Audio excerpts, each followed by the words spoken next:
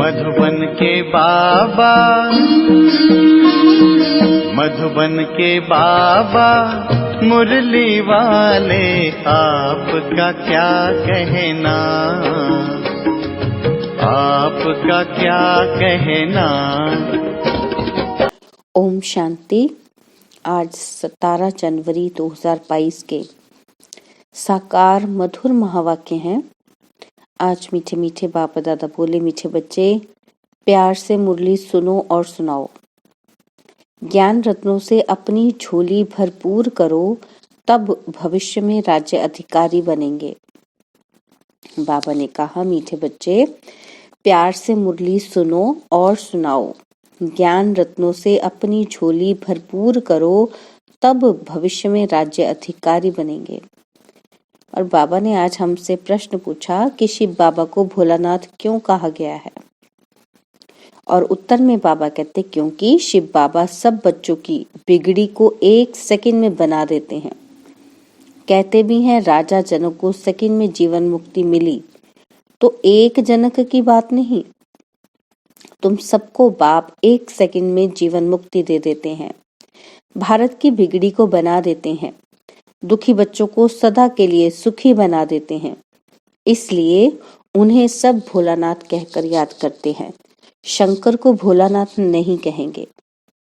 और गीत है, भोलेनाथ से निराला और कोई नहीं, मेरी बिगड़ी बनाने वाला और कोई नहीं। ओम शांति। भोलानाथ बाप का बच्चों प्रति पहले पहले डायरेक्शन है कि भोलानाथ की याद में रहो। मनुष्य को भोला नहीं कहा जाता, भोलानाथ शिव बाबा को ही कहेंगे। शंकर को भी भोलानाथ नहीं कह सकते। जो बिगड़ी को बनाने अर्थात दुखी को सुखी बनाने वाला है, उसको ही भोलानाथ कहा जाता है। बिगड़ी भी भारतवासियों की है, तो भारत की बिगड़ी को बनाने वाला भी जरूर भारत में ही आएगा ना। बाबा कहते, बिगड़ी को बनाने की युक्ति सेकंड में बतलाते हैं। जनक को भी युक्ति दी थी। बिगड़ी भी कोई एक की नहीं बनती। अगर जनक की बिगड़ी बनाई और उसने जीवन मुक्ति पाई, तो जरूर राजधानी होगी। उनके साथ बहुतों को जीवन मुक्ति मिली होगी। भारतवासी यह भी समझते हैं कि भारत जीवन मुक्त था। जीवन मुक्त कहा जाता है स्वर्ग को, और जीवन बंध कहा जाता है नरक को। यह है राजयोग। राजयोग से ही राजाई की स्थापना होती है, एक जनक की बात नहीं। भगवान ने राजयोग सिखाया तो राजाई भी दी है। बरोबर देखते हैं कि सत्यु के लक्ष्मी नारायण ने राजाई कैसे पाई। बाबा कहते, अभी तो है कलयुग, प्रजा का प्रजा पर राज्य स्थापन हो चुका है, और यह है पंचायती राज्य। इसके बाद है सत्ययुग। तुम जानते हो, लक्ष्मी नारायण ने आगे जन्म में ऐसा कर्तव्य किया है, तब सूर्यवंशी राजाई पाई है।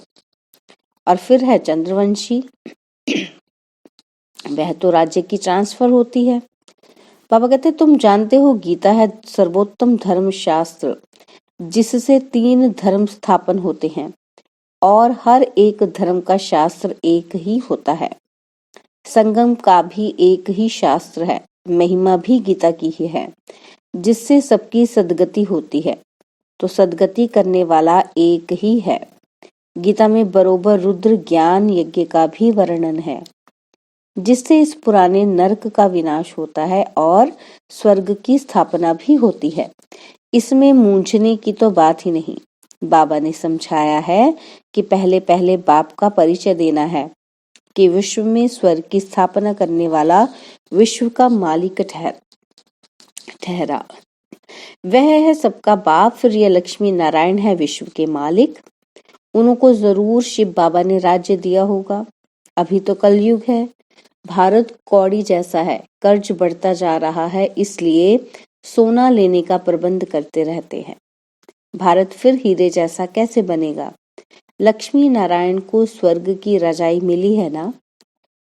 तो बाबा कहते, यह भी तुम बच्चे जानते हो कि गालियां तो खाना ही है। भारत में देवताएं भी गाली खाते आए हैं, और देश वाले तो बहुत महिमा करते हैं। वह जानते हैं कि यह प्राचीन भारत के मालिक थे।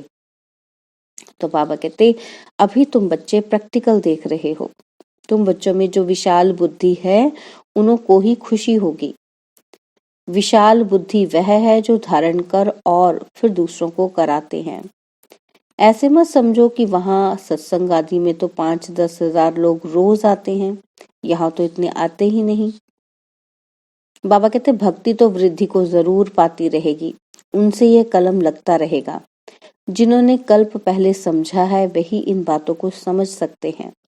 लोग तो कथा सुनाते हैं और सुनने वाले सुनकर घर चले गए बस। बाबा कहते, यहाँ तो कितनी मेहनत करनी पड़ती है, पवित्रता पर कितने हंगामे होते हैं, गवर्नमेंट भी कुछ नहीं कर सकती। बाबा कहते, ये पांडव गवर्नमेंट तो गुप्त है। अंडरग्राउंड सेना एक नाम है, तुम शक्ति सेना गुप्त हो।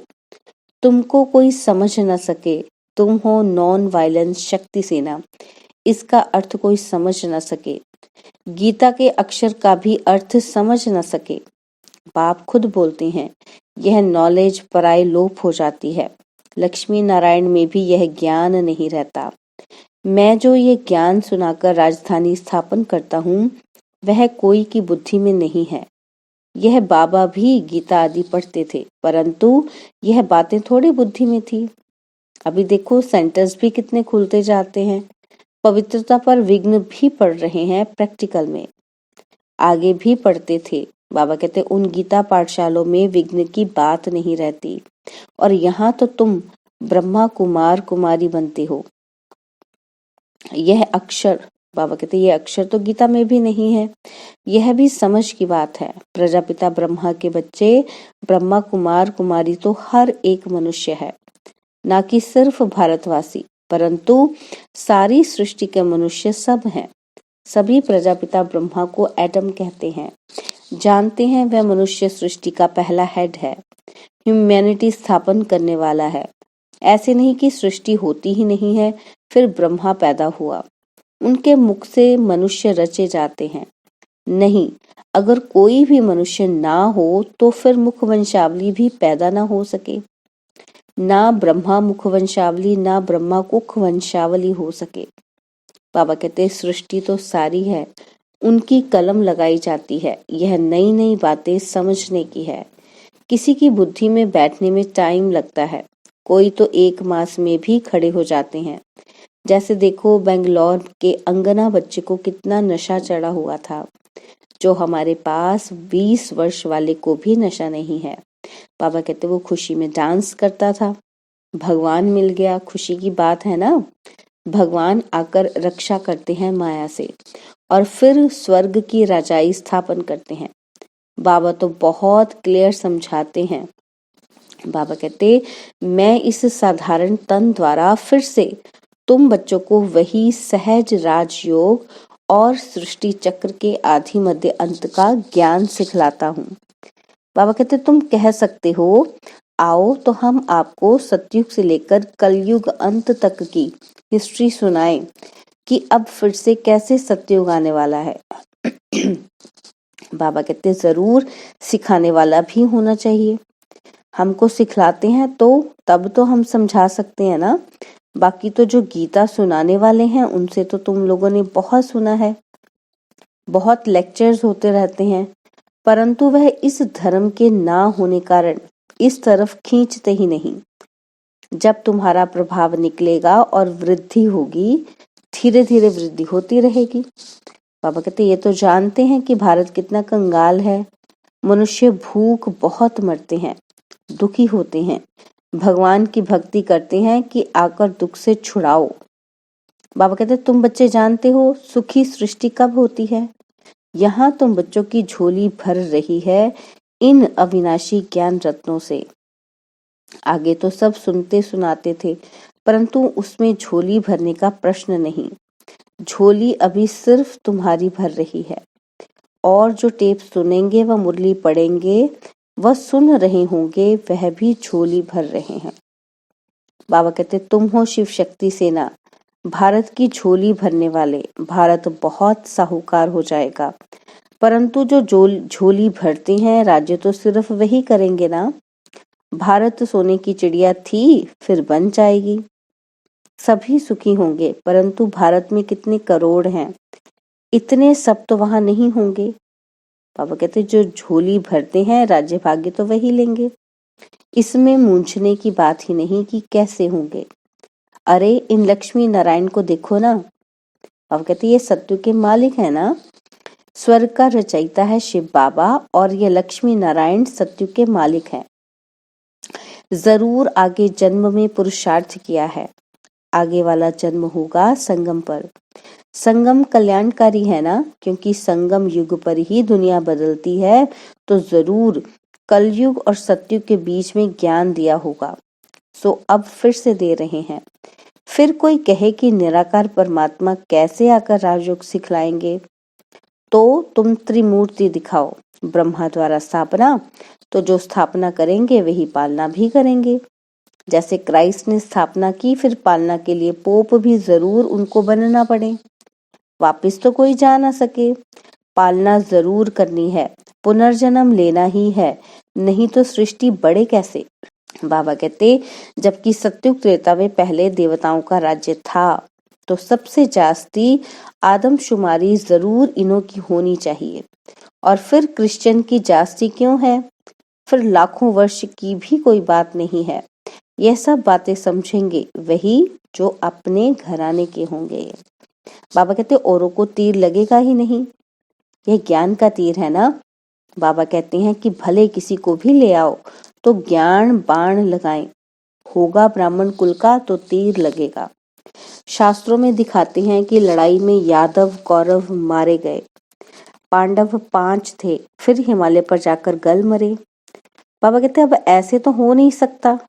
गाया भी जाता है कि जीव घाती महापापी, आत्मा का कभी घात नहीं होता है। आत्मा खुद जाकर शरीर का घात अथवा विनाश करती है। अब पांडव जिन्हों को श्रीमत देने वाला परमात्मा था, वह जाकर पहाड़ों पर गले, यह तो हो ही नहीं सकता। बाबा कहते अच्छा वह तो 5 पांडव थे, बाकी और पांडव कहाँ गए, सेना तो दिखाई नहीं है। बाबा कहते तुम जानते हो कि विनाश कैसे होगा, तुम देखेंगे भी, तुम बच्चों को साक्षात्कार भी बहुत होंगे। शुरू में तुमको बहुत साक्षात्कार होते थे, कभी लक्ष्मी को कभी नारायण को इनवाइट करते थे। बाबा कहते कितने साक्षात्कार होते थे, और फिर पिछाड़ी के टाइम जब हाहाकार होगा तब फिर तुम बच्चों को साक्षात्कार होंगे। हंगामे होंगे तो तुम बच्चे आकर यहाँ इकट्ठे होंगे, इसलिए मधुबन में जास्ती मकान बनाते रहते हैं। फिर तुम बच्चों को इन साक्षात्कार से खुशी में लाते रहेंगे। परंतु मासी का घर नहीं है, जो सब यहाँ आ जाएं। बाबा कहते जो सपूत बच्चे बाबा के मददगार होंगे वही आएंगे। अगर पांडवों के गलने की बात होती तो फिर मकान ही क्यों बनाते। बाबा कहते कोई भी बात में मूंझते हो तो अनन्य बच्चों से पूछ सकते हो, नहीं तो यह ब्रह्मा बाबा बैठा है, यह नहीं बता सकता तो बड़ा बाबा शिव बाबा बैठा है। यह तो समझाया है कि अभी बहुत कुछ समझने का बाकी है। सारे चक्र का राज बाबा समझाते रहते हैं, कितनी पॉइंट्स निकलती रहती है। अजुन टाइम पड़ा है तो जरूर और भी समझाना होगा, परंतु पहले मूल बात यह जरूर लिखाना है, एकदम ब्लड से लिखवाना है कि हमको निश्चय है कि बरोबर परमपिता परमात्मा पढ़ाते हैं। ऐसे नहीं सिर्फ लिखने से ही बदल जाते हैं। कहते हैं हमने तो ऐसे ही लिख दिया, जास्ती कोई से माथा नहीं मारना है। बोलो भगवानुवाच, भगवान हम शिव बाबा को मानते हैं, वो ज्ञान का सागर सत्यचित है, उनको अपना शरीर तो है नहीं, तो जरूर साधारण तन का आधार लेंगे ना। तो बाबा कहते पहले पहले बाप कहते हैं कि मामे कम याद करो, देह के सब धर्म छोड़ मुझे याद करो, तो विकर्म विनाश होंगे और मेरे पास चले आएंगे, और चक्र को याद करने से तुम चक्रवर्ती राजा बनेंगे। बाबा कितना मीठा है, और बनाते भी देखो कितना मीठा है। सत्य की निशानियां हैं, वह फिर रिपीट जरूर होंगी। कलयुग भी है। बाबा कहते अभी तुम राजयोग सीख रहे हो, विनाश सामने खड़ा है और क्या सबूत देवें। अच्छा, मीठे मीठे सिकिलते बच्चों प्रति माता पिता बाप दादा का याद प्यार और गुड मॉर्निंग। रूहानी बाप की रूहानी बच्चों को नमस्ते। हम रूहानी बच्चों की रूहानी बाप दादाजी को दिलवा जान सिकवा प्रेम से नमस्ते। ओम शांति। प्यारे बाबा, मीठे बाबा, मेरे बाबा, शुक्रिया बाबा, शुक्रिया बाबा, शुक्रिया बाबा। धारणा के लिए मुख्य सार है। पहला पॉइंट है बाप समान बनना है। भगवान आकर माया से हमारी रक्षा करते हैं, इस खुशी में रहना है। और सेकंड पॉइंट है किसी भी बात में मूंझना नहीं है।